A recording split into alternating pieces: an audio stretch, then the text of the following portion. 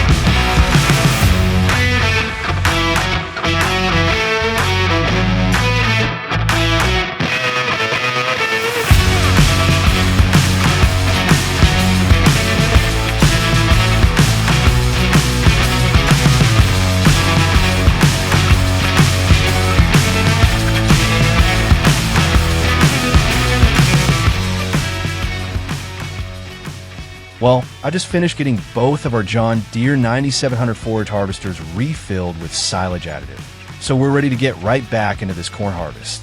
I actually noticed while getting everything prepared for today's episode that both of our forage harvesters were getting pretty low on additive. So after I dumped that first load of chopped corn in the bunker back at the Mega Beef Farm, I sent the John Deere 8345R back toward the field on auto drive and jumped into our pickup truck for a quick trip over to the local dealership.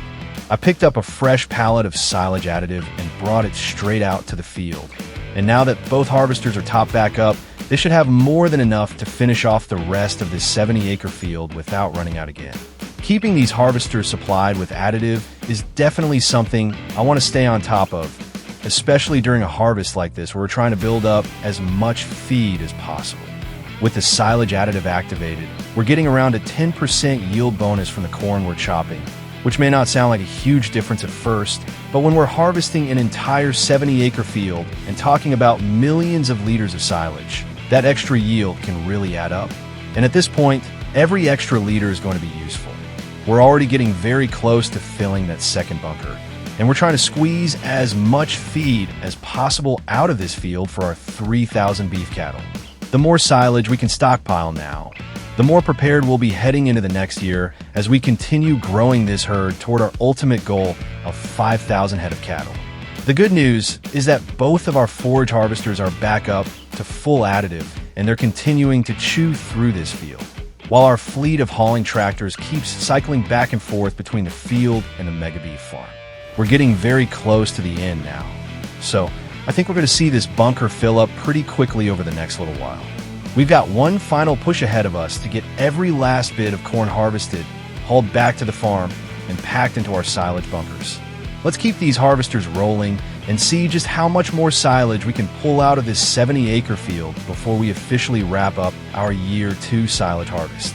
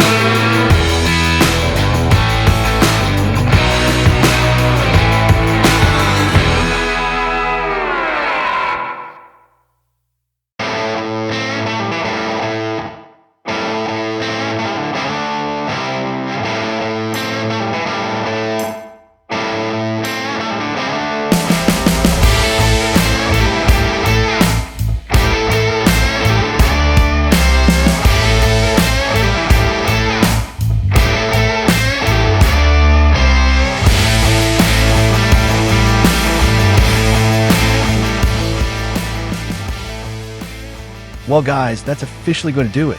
Our 70-acre cornfield is now completely chopped, which means we've officially wrapped up our entire year 2 silage harvesting season here on the Reading, Minnesota Mega Beef Farm. We've managed to get a massive amount of corn off of this field. And now we just got to finish the final cleanup and get every last liter of chopped corn back to the farm. I'm going to start sending all 7 of our hauling tractors back to the Mega Beef Farm for the final time today so they can unload whatever chopped corn they still have left inside their Meyer Silage Boss trailers. I don't want to leave a single load sitting in one of these trailers, so we'll make sure every last bit of corn gets dumped into our second silage bunker before we shut down the harvesting operation. Once the tractors are on their way back, I'll also send both of our John Deere 9700 forage harvesters back to the farm. And once the entire fleet is heading home, I'll hop into the Chevy Silverado and make my way back as well. Once everything arrives at the farm, we'll start getting the entire silage fleet cleaned up and put away for the season. We'll wash all 7 tractors and trailers along with both of our John Deere 9700s, get everything fueled up, and then get the equipment parked back inside the sheds where it'll be ready for the next time we need it. But before we're completely finished with this harvest, we've got one very important job left to take care of, getting this second bunker prepared for fermentation. We've got a massive pile of freshly chopped corn sitting inside the bunker now. So I'll jump into our new Holland 9884 with a K9 silage blade mounted to the front and start pushing everything back in the bunker. We'll get the entire pile spread out and leveled off as evenly as possible so we can get the best possible compaction across the entire bunker. Once we've got everything pushed back and leveled, we'll bring out our silage compactor and start making passes across the entire bunker. We'll spend some time getting all of that chopped corn packed down as tightly as possible before we finally wrap the bunker and seal everything up. Once that bunker is wrapped, all of the silage we've worked so hard to harvest today can finally begin fermenting in a feed for our growing herd of 3,000 beef cattle. And with our first bunker already wrapped and fermenting, getting this second bunker sealed up will give us 2 massive stockpiles of silage ready to feed our cattle through the upcoming months. After everything we've harvested this year, I think we're going to be in a really good position heading into year 3. Once we get the bunker completely wrapped and all of the equipment cleaned up, we'll head over to the farmhouse in advance time into October. And that's when we're going to completely change gears. Our silage harvesting season is officially over, but we've still got 180 acres of soybeans and more than 300 acres of corn waiting for us. So once we return in October, we'll start getting our grain harvesting fleet prepared and begin setting up for our massive year 2 fall harvest. We got a lot of work to finish up here today, but the biggest part is done. The entire 70-acre cornfield is harvested. Let's get this equipment back to the farm, finish filling and wrapping our second silage bunker, and then we'll officially close the book on our year 2 silage harvest.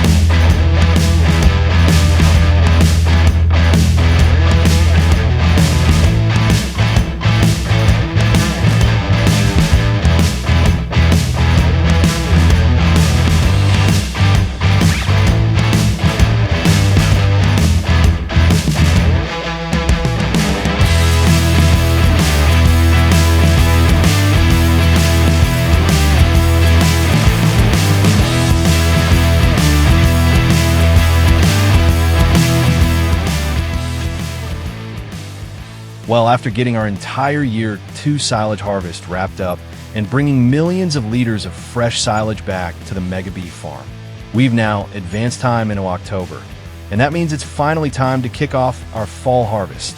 Our soybeans and corn are both fully matured and ready to harvest, so we've got a massive amount of grain waiting for us out in the fields. We're going to start this harvest season with our 180-acre soybean field, Field 31, which is located up toward the northeast corner of the map. But before we head out there, we're going to make a pretty significant upgrade to our harvesting fleet. Our 2-case IH9240 combines have served us well, but I think it's finally time to step up to something a little bigger. So I'm going to get both 9240s out of the shed and have Auto Drive bring them down to the local dealership where we're going to trade them in for 2 brand new case IH9250 combines.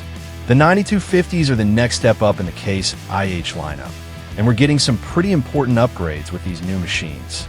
We're gaining more horsepower, a larger grain tank, faster unloading, and some additional configuration options that we simply don't have on our older 9240s. One of the biggest upgrades is going to be the grain tank. Our current combines can hold around 14,000 liters, while these new 9250s will be equipped with larger grain tank extensions that push their capacity to more than 18,000 liters. That's going to give us quite a bit more time in the field between unloads, which should be especially helpful as we start tackling some of the larger field around this farm. I'm also going to install the 50-foot unloading augers on both of the new combines. That gives us a lot more reach and clearance when we're unloading into our grain carts, and it'll also give us plenty of flexibility if we decide to move up to larger headers later on. Of course, upgrading both combines at the same time isn't exactly cheap. We're going to have to take on a little bit of additional debt to make this purchase happen. So I'll be increasing our total farm loan to around $750,000. I'm not too concerned about carrying that debt for very long, though. We've got a massive amount of grain coming off these fields, and I'm hoping we'll be able to knock a large chunk of that loan down once we start selling some of our corn this winter, or potentially finish paying it off once we're able to sell our soybeans next summer. While we're getting the combines upgraded, I'll also get our John Deere 8345R and John Deere 8400 are fired up and attached to our 2J NM Extended Reach 1112 auger wagons. They'll head out toward Field 31, so we got our grain carts waiting for the combines when we arrive. I'll also get our Volvo WIA and Kenworth T800 semis hooked up to our grain trailers and sent out toward the field. They'll be handling the long-distance grain hauling once we get the soybeans coming out of the combines, so we'll have the entire harvesting support fleet in position and ready to go. Once we got the new 9250s purchased and configured, we'll get them hooked up to their header trailers and make our way out toward Field 31. When we arrive, I'll get both combines unloaded, configured, and set up on course play, and then I'll generate a harvesting course that allows both combines to work side by side across this entire 180-acre field. I've also brought both of our auger wagons along for this first harvest. I'm not completely convinced we're going to need both of them for soybeans, because soybeans generally aren't going to fill these combines nearly as quickly as something like corn, and with our new 18,000 plus liter grain tanks, we've got substantially more capacity to work with. But I'd rather have both grain carts sitting on the field and not need the second one than find ourselves in the middle of a massive soybean field with a combine that's completely full and nowhere to unload it. So we'll have an entire support fleet ready to go, and once we get everything dialed in, we're going to officially kick off our year 2 fall harvest.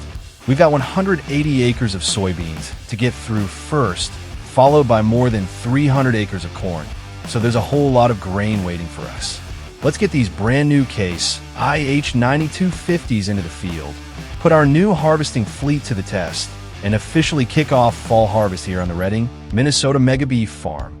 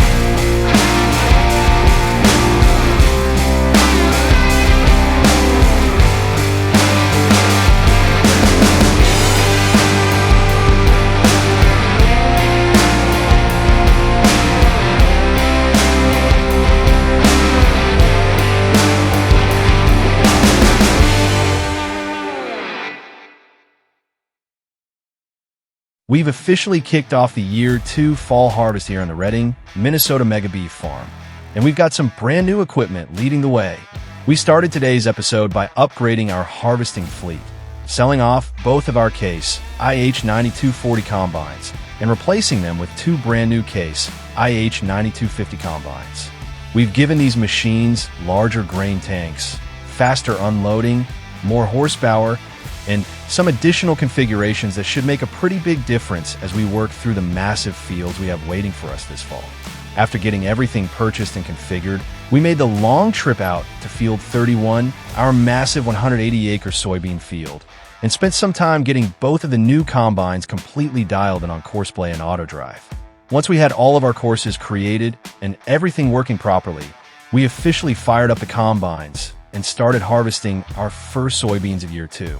We've also got both of our semi-trucks out here in the field now, and they're configured with auto drive, so they'll be able to handle all of the grain hauling for us. Once they're loaded up with soybeans, they'll make the long trip back to the Mega Beef Farm and deliver everything into our grain storage, allowing the combines to keep rolling without us having to manually handle every load. Right now, our 29250s are working their way around the headlands, opening up the outside edges of this massive field and getting everything prepared for the long passes that are coming next. We haven't gotten very far into this 180-acre field yet, but the harvesting operation is officially underway, and I'm really excited to see what these new combines can do once we get them into those long passes. In the next episode, we'll get right back into the soybean harvest and start working our way through the long up and down passes across Field 31. We've got 180 acres of soybeans to get through, so we're going to have a lot of harvesting ahead of us before we can finally call this field finished. And once we get this field completely harvested, we're going to have an even bigger challenge waiting for us. We've got our largest field of the year, with more than 200 acres of corn sitting right next to the Mega Beef Farm. That field is going to put these new 9250s to a much bigger test, especially once we start dealing with the much higher yields and increased grain flow from the corn harvest. So we've officially entered fall harvest.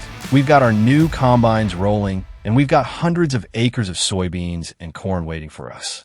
If you enjoyed today's episode, make sure to leave a like, drop a comment, and subscribe to the channel if you haven't already. It really helps support the series and the Mega Beef Farm. Thanks for watching, and I'll see you all in the next episode as we continue putting these brand new Case IH9250s to work and tackle this massive 180-acre soybean harvest.